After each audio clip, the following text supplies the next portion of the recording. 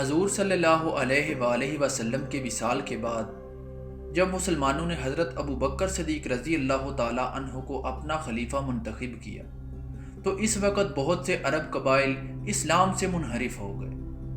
کچھ نے زکوٰۃ دینے سے انکار کر دیا اور طلیحہ اسدی، سجا بنت خارثہ، مسیلمہ کذاب نے جھوٹی نبوت کا دعویٰ کر دیا۔ خلیفۃ المسلمین حضرت ابو بکر صدیق رضی اللہ تعالی عنہ نے ان تمام قبائل کی سرکوبی کے لیے اسلامی فوج کو 11 دستوں میں تقسیم کیا۔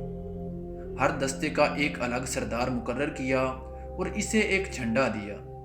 یہ 11 سردار اپنے دستوں کے ساتھ ملک کے مختلف حصوں میں روانہ کیے گئے۔ حضرت ابو بکر صدیق رضی اللہ تعالی عنہ نے حضرت اکرمہ بن ابو جہل کو مسیلمہ کذاب کے مقابلے کے لیے روانہ کیا اور ان کے بعد حضرت شرحبیل بن حسنہ کو ان کی مدد کے لیے ان کے پیچھے بھیجا اور حضرت اکرمہ کو حکم دیا کہ وہ حضرت شرحبیل کا انتظار کریں، لیکن حضرت اکرمہ بن ابی جہل رضی اللہ تعالی عنہ نے حضرت شرحبیل کا انتظار کیے بغیر ہی مسیلمہ پر حملہ کر دیا اور شکست کھائی۔ خلیفۃ المسلمین کو جب خبر ہوئی تو وہ بہت ناراض ہوئے اور حضرت اکرمہ کو حکم دیا کہ وہ یمن کی طرف جا کر اہل مہرہ کے ساتھ مقابلہ کریں۔ حضرت خالد بن ولید اس وقت تک بنی تمیم کے مقابلے سے فارغ ہو چکے تھے۔ خلیفۃ المسلمین حضرت ابو بکر صدیق رضی اللہ تعالی عنہ نے انہیں مسیلمہ کی سرکوبی کے لیے روانہ کیا اور حضرت شرحبیل کو حکم دیا کہ وہ حضرت خالد بن ولید رضی اللہ تعالی عنہ کا انتظار کریں۔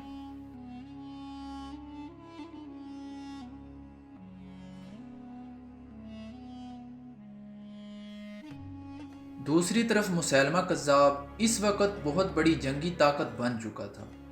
حضرت اکرمہ اور حضرت شرحبیل کو پسپا کر کے اس کے لشکر کے حوصلے بڑھ چکے تھے اور وہ اب مدینہ پر چڑھائی کی باتیں کر رہا تھا کہ اتنے میں مسیلمہ کو اطلاع ملی کہ مسلمانوں کا لشکر آ رہا ہے جس کی تعداد 10 اور 15 ہزار کے قریب ہے۔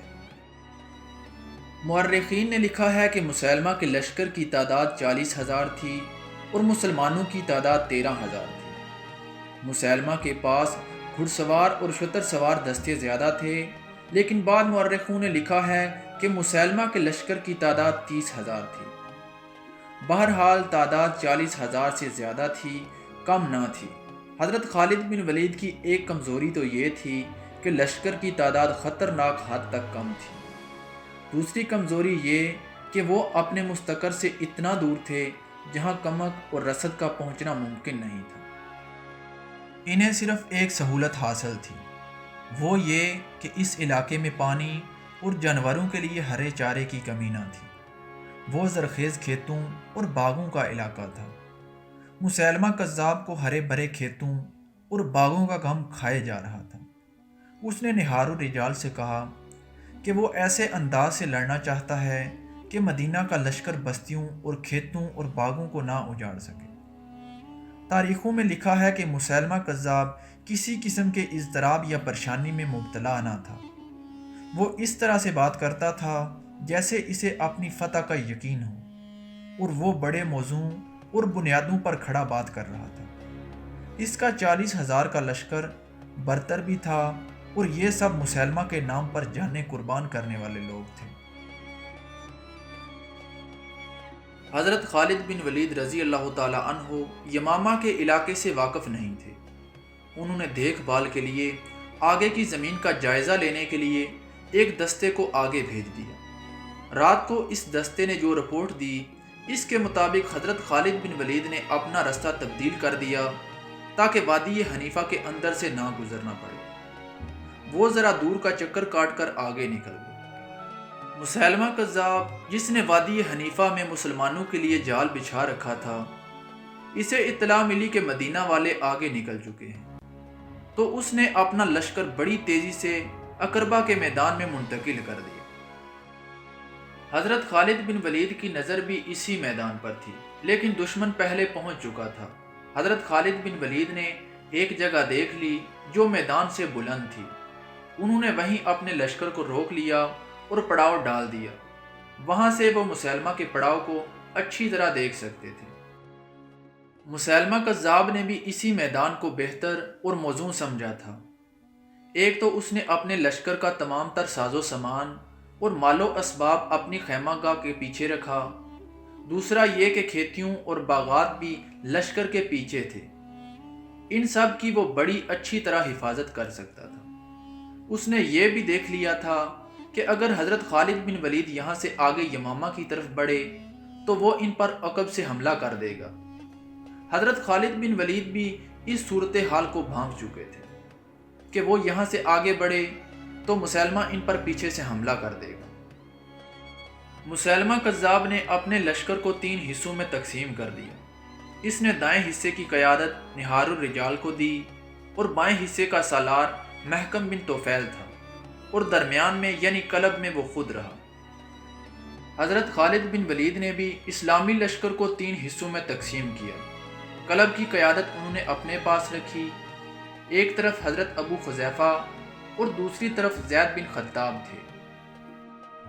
مسیلمہ کا خیال تھا کہ پہلے حضرت خالد بن ولید حملہ کریں اور وہ دفاع میں لڑے، اور جب مسلمان تھک جائیں تو دائیں اور بائیں جانب سے حملہ کر کے انہیں ختم کر دیا جائے۔ اس دور کی تحریروں سے پتہ چلتا ہے کہ حضرت خالد بن ولید مسیلمہ کی چال کو نہ سمجھ سکے۔ انہوں نے اپنے سالاروں سے کہا کہ مرتدین سے آمنے سامنے کی جنگ اس طرح لڑی جائے کہ اسے اپنے دستوں کو ادھر ادھر کرنے کی مہلت ہی نہ ملے اور وہ دفاعی لڑائی لڑتا رہے۔ حضرت خالد بن ولید کو توقع تھی کہ 13,000 سے 40,000 کو اس طریقے سے شکست دی جا سکتی ہے کہ اسے کوئی چال چلنے کا موقع ہی نہ دیا جائے۔ اس وقت کے رواج کے مطابق حضرت خالد بن ولید کو بھی ضرورت محسوس ہوئی کہ اپنے لشکر کا حوصلہ بڑھائیں۔ خلیفۃ المسلمین حضرت ابوبکر صدیق رضی اللہ تعالی عنہ نے حضرت خالد کی مدد کے لیے جو دستے بھیجے تھے، ان میں حافظ قرآن اور خوشلحان قاری بھی خاصی تعداد میں موجود تھے۔ اس دور کے حافظ قرآن اور قاری ماہر تیغ زن اور لڑنے والے بھی ہوتے تھے، وہ مسجدوں میں بیٹھے رہنے والے لوگ نہیں تھے۔ اس کے علاوہ حضرت خالد کے ساتھ وہ لوگ بھی تھے جنہوں نے ہر میدان میں اپنے سے کئی گنا طاقتور دشمن کو شکستیں دی تھیں۔ مورخین کے مطابق مجاہدین کے اس لشکر نے تمام رات عبادت اور دعاؤں میں گزار دی۔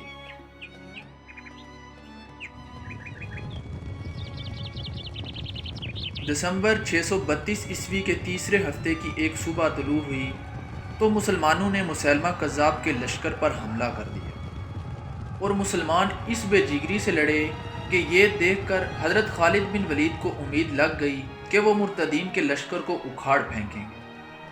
خود حضرت خالد بن ولید سپاہیوں کی طرح لڑ رہے تھے، لیکن خاصا وقت گزر جانے کے بعد بھی مسیلمہ کا لشکر جہاں تھا وہیں رہا۔ بہت سے مجاہدین پہلے حلے میں ہی شہید ہو گئے۔ دن گزرتا جا رہا تھا اور میدان جنگ کا قہر بڑھتا جا رہا تھا۔ ایک شور، چیخو پکار تھی اور کربناک آہو بکا تھی جو زمین و آسمان کو ہلا رہی تھی۔ مسیلمہ کذاب کا لشکر گھوم پھر کر لڑ رہا تھا۔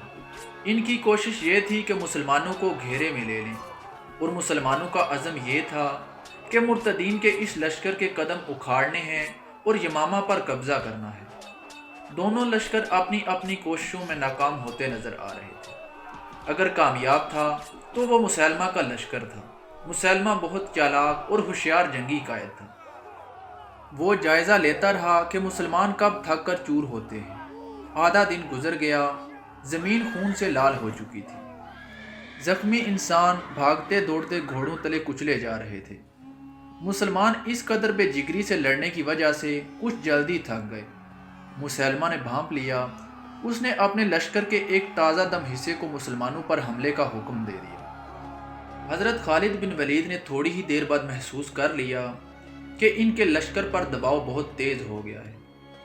آپ کوئی چال سوچ ہی رہے تھے کہ مسلمانوں نے پیچھے ہٹنا شروع کر دیا۔ آگے والے دستے تیزی سے پیچھے ہٹے اور پیچھے والے ان سے زیادہ تیزی سے پسپا ہو گئے۔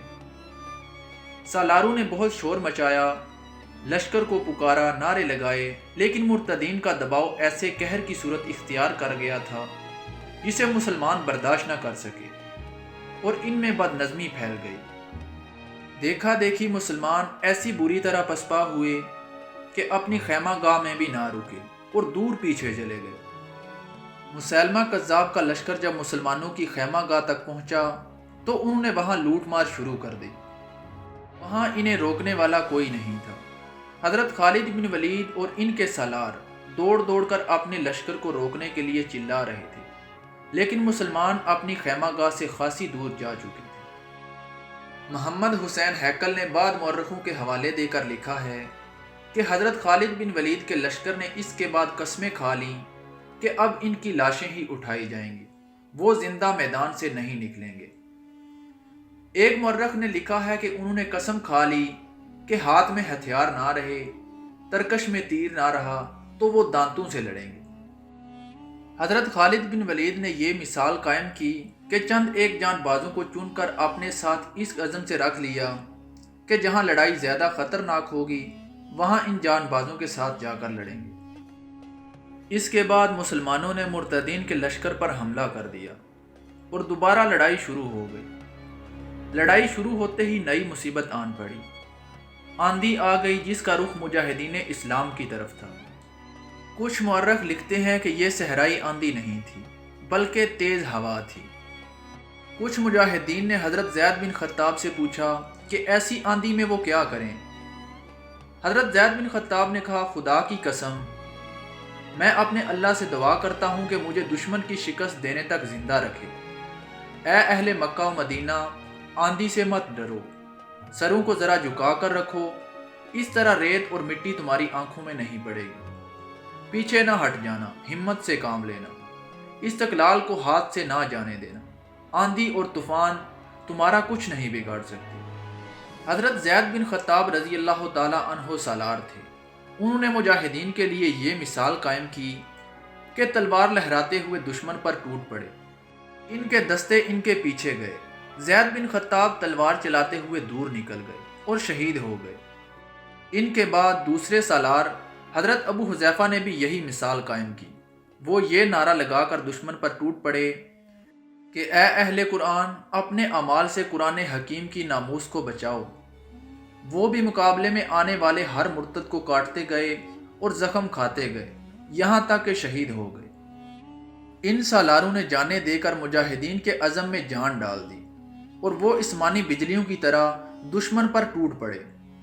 اس کے باوجود مسلمہ کا لشکر قائم و دائم تھا۔ حضرت خالد بن ولید نے میدان جنگ کا جائزہ لیا۔ یہ ایسی جنگ تھی کہ جس میں چالنے چلنے کی ذرہ سی بھی گنجائش باقی نہیں تھی۔ یہ آمنے سامنے کی ٹکر تھی، اس میں صرف ذاتی شجاعت ہی کام آ سکتی تھی۔ حضرت خالد بن ولید نے میدان جنگ کا جائزہ لیتے ہوئے دیکھا کہ مسلمہ کے محافظ اس کی حفاظت کے لیے جانیں قربان کر رہے ہیں۔ حضرت خالد بن ولید کو فتح کا یہی ایک طریقہ نظر آیا کہ مسلمہ کو مار دیا جائے۔ لہذا حضرت خالد بن ولید مسلمہ کذاب کی طرف بڑھے تو مسلمہ کذاب کے محافظوں نے ان پر حملہ بول دی۔ حضرت خالد بن ولید کے جو بھی قریب آیا وہ زندہ نہ رہا، مگر مسلمہ تک پہنچنا ممکن نظر نہیں آتا تھا۔ حضرت خالد بن ولید کے جان بازوں نے اپنی ترتیب بکھرنے نہ دی اور ایک موزوں موقع دیکھ کر حضرت خالد بن ولید نے اپنے جان بازوں کو مل کر حلہ بولنے کا حکم دے دیا۔ حضرت خالد بن ولید خود بھی حلے میں شریک ہو گئے۔ کچھ محافظ پہلے ہی مر چکے تھے یا زخمی ہو کر تڑپ رہے تھے۔ حضرت خالد بن ولید کے جان بازوں کا حلہ اتنا شدید تھا کہ مسلمہ کے محافظ بکھلا گئے۔ میدان جنگ کی صورتحال یہ تھی کہ مجاہدین جو فتح یا موت کی قسمیں کھا چکے تھے وہ مرتدین پر ایک خوف بن کر چھا رہے تھے۔ مسلمہ کو اپنی حفاظت کے لیے کوئی اور محافظ نہیں مل سکتا تھا۔ مسلمانوں کے نعروں کے ساتھ آندھی کی چیخیں میدان جنگ کی ہولناکی میں اضافہ کر رہی تھیں۔ مسلمہ کے بچے کچے محافظ گھبرانے لگے۔ حضرت خالد بن ولید کے جان بازوں نے ان کا حلقہ توڑ دیا اور مسلمہ یہ صورتحال دیکھ کر بھاگ نکلا۔ دشمن کا قلب ٹوٹ چکا تھا، پرچم غائب ہو گیا تو مرتدین میں شور اٹھا کہ نبی میدان چھوڑ کر بھاگ گیا ہے۔ اس پکار نے مرتدین کے حوصلے توڑ ڈالے اور وہ میدان سے بھاگ نکلے۔ تھوڑی سی دیر میں مرتدین میدان جنگ چھوڑ چکے تھے، لیکن میدان جنگ کی کیفیت یہ تھی کہ خون ندی کی طرح ایک طرف کو بہہ نکلا۔ مسلمہ کذاب کا لشکر جب بد دل ہو کر بھاگا تو مجاہدین نے ان کا تعاقب کیا۔ مسیلمہ کا ایک سالار محکم بن طفیل اپنے لشکر کو پکار رہا تھا، بنو حنیفہ باغ کے اندر چلے جاؤ، انہیں اب باغ میں ہی پناہ مل سکتی تھی۔ اس باغ کا نام حدیقۃ الرحمن تھا، جو وسیع و عریض تھا۔ اس کے ارد گرد دیوار تھی اور مسیلمہ کذاب بھی اسی باغ میں چلا گیا تھا۔ باغ میدان جنگ کے بالکل قریب تھا۔ مسیلمہ کے لشکر کے بچے کچے آدمی بھی اس باغ میں داخل ہو گئے۔ جب مجاہدین باغ کے قریب پہنچے تو باغ کے دروازے بند ہو چکے تھے۔ مورخین کے مطابق باغ میں پناہ لینے والے مرتدین کی تعداد 7,000 تھی۔ حضرت خالد بن ولید گھوڑا دوڑاتے باغ کے ارد گرد گھوم رہے تھے۔ انہیں اندر جانے کا کوئی رستہ نظر نہیں آ رہا تھا۔ اندر جانا ضروری تھا کیونکہ مسیلمہ کذاب کو قتل کرنا تھا کہ یہ فتنہ ہمیشہ کے لیے ختم ہو جائے۔ اللہ کے ایک مجاہد برا بن مالک آگے بڑھے اور بولے کہ مجھے اٹھا کر دیوار کے اندر پھینک دو، خدا کی قسم دروازہ کھول دوں گا۔ حضرت برا بن مالک صحابہ کرام میں خصوصی درجہ رکھتے تھے۔ کسی نے بھی یہ گوارا نہ کیا کہ انہیں باغ کے اندر پھینک دیا جائے، لیکن انہوں نے اتنا زیادہ اصرار کیا کہ 2-3 مجاہدین نے انہیں اپنے کندھوں پر کھڑا کر دیا اور وہ دیوار پر جا کر باغ میں کود گئے۔ مورخین لکھتے ہیں کہ برا بن مالک نے بنو حنیفہ کے بہت سے آدمیوں کو ہلاک اور زخمی کر دیا اور دروازہ کھول دیا۔ بعد مورخوں نے لکھا ہے کہ برا بن مالک کے پیچھے چند اور مسلمان دیوار پھاند کر اندر چلے گئے تھے، جنہوں نے تیروں سے مرتدین کو دور رکھا اور برا بن مالک نے دروازہ کھول دیا۔ اس پر تمام مورخین متفق ہیں کہ سب سے پہلے برا بن مالک دیوار پھاند کر اندر گئے تھے۔ دروازہ کھولتے ہی مسلمان اس طرح دروازے سے اندر جانے لگے جیسے نہر کا کنارہ کہیں سے ٹوٹ گیا۔ مسلمان جو اندر چلے گئے تھے وہ بنو حنیفہ پر قہر کی مانند ٹوٹ پڑے۔ مرتدین کا قتل عام ہونے لگا۔ ان کے بھاگ نکلنے کے تمام راستے بند ہو چکے تھے اور اب وہ زندہ رہنے کے لیے لڑ رہے تھے۔ ان کا نبی، خواہ وہ جھوٹا ہی تھا، ان کے ساتھ تھا اور اس کی للکار سنائی دے رہی تھی اور وہ بڑی بے جگری کے ساتھ لڑ رہے تھے۔ مرتدین کی تعداد بہت زیادہ تھی جو بڑی تیزی سے کم ہوتی جا رہی تھی۔ باغ خون سے سیراب ہو رہا تھا۔ حضرت خالد بن ولید کے ذہن میں یہی ایک ارادہ تھا کہ مسیلمہ کو قتل کیا جائے ورنہ لڑائی ختم نہیں ہوگی، لیکن مسیلمہ کہیں بھی نظر نہیں آ رہا تھا۔ مسیلمہ کذاب حضرت خالد بن ولید کو تو نظر نہیں آ رہا تھا۔ ایک اور ایسا انسان تھا جس کی عقابی نگاہوں نے مسیلمہ کو دیکھ لیا تھا، اور وہ حضرت وحشی بن حرب تھے۔ یہ وہی وحشی بن حرب ہیں جنہوں نے جنگ احد میں حضور صلی اللہ علیہ وآلہ وسلم کے چچا حضرت حمزہ کو شہید کیا تھا۔ حضرت وحشی کو موقع اور زاویہ مل گیا اور آپ نے برچھی کو ہاتھ میں تولا اور تاک کر پوری طاقت سے برچھی مسیلمہ کذاب پر پھینک دی۔ برچھی مسیلمہ کذاب کے پیٹ میں اتر گئی۔ اس کے ہاتھوں نے برچھی کو پکڑ لیا، لیکن برچھی اپنا کام کر چکی تھی۔ مسیلمہ کذاب گر پڑا۔ اسے مرنا ہی تھا، لیکن حضرت ابو دجانہ نے اسے تڑپ تڑپ کر مرنے کی اذیت سے اس طرح بچا لیا کہ اس کا سر تلوار کے ایک زوردار وار سے اس کے دھڑ سے الگ کر دیا۔ ابو دجانہ مسیلمہ کی سر کٹی لاش ابھی دیکھ ہی رہے تھے کہ مسیلمہ کے ایک محافظ نے پیچھے سے اتنا سخت وار کیا کہ حضرت ابو دجانہ گر پڑے اور پھر اٹھ نہ سکے اور شہید ہو گئے۔ ایک مرتد نے گلا پھاڑ کر چلا کر کہا، اے بنو حنیفہ، ہمارے نبی کو ایک سیاہ فام حبشی نے مار ڈالا ہے۔ مشہور مورخ ابن حشام نے لکھا ہے کہ باغ کے مارکے کے اندر خون ریزی میں یہ آوازیں سنائی دینے لگیں کہ نبی مارا گیا، مسیلمہ قتل ہو گیا۔ مسیلمہ کذاب کے قتل کا سہرا بلا شک و شبہ حضرت وحشی بن حرب کے سر ہے۔ جب شور اٹھا کہ مسیلمہ مارا گیا ہے تو مرتدین نکل بھاگنے کا راستہ دیکھنے لگے۔ وہ تو پہلے ہی بھاگے ہوئے اس باغ میں آئے تھے اور وہ ایسی جنگ لڑ رہے تھے جو پہلے ہی ہار چکے تھے، اور اب ان کے کانوں میں یہ صدائیں پڑنے لگیں کہ ان کا نبی مارا گیا ہے، تو ان کی رہی سہی سکت بھی ختم ہو کر رہ گئی۔ ان میں جو ابھی تک لڑ رہے تھے وہ باغ سے نکل بھاگنے کی کوشش کر رہے تھے۔ شکست ان کے ذہنوں پر مسلط ہو چکی تھی۔ مورخین کے مطابق اس جنگ میں مسیلمہ کی آدھی یا آدھی سے زیادہ فوج ماری جا چکی تھی اور باقی گرفتار ہو گئی تھی۔ اس فتح کے بعد حضرت خالد بن ولید نے اہل یمامہ سے صلح کر لی۔ اس جنگ کو جنگ یمامہ کے نام سے یاد کیا جاتا ہے۔